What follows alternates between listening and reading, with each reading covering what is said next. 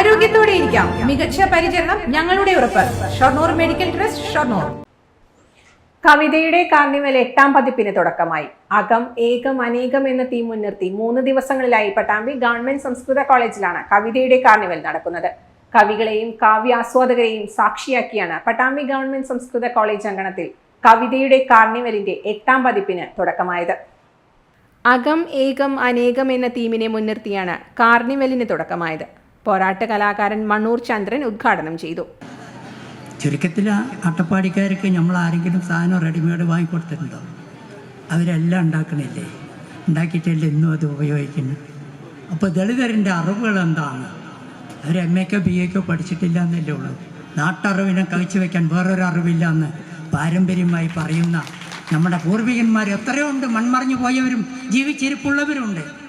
ഇല്ല എന്ന് നമ്മൾക്ക് പറയാൻ കഴിയില്ല. കാർണിവൽ ബുക്കിന്റെ പ്രകാശനം പ്രശസ്ത കവി സച്ചിദാനന്ദൻ നിർവഹിച്ചു. തുടർന്ന് സച്ചിദാനന്ദനുള്ള കവിതയുടെ കാർണിവലിന്റെ ആദരം കാർണിവൽ ഡയറക്ടർ PP രാമചന്ദ്രൻ സമർപ്പിച്ചു.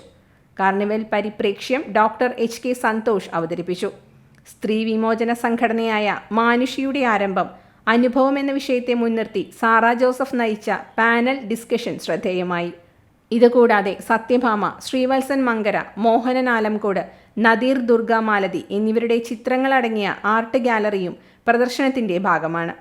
KJ ആനന്ദന്റെ കരിങ്കണ്ണ തുറച്ചുനോക്ക് എന്ന ഇൻസ്റ്റലേഷൻ പ്രൊജക്ട് കാർണിവലിന്റെ ഭാഗമായി നടന്നുവരുന്നു.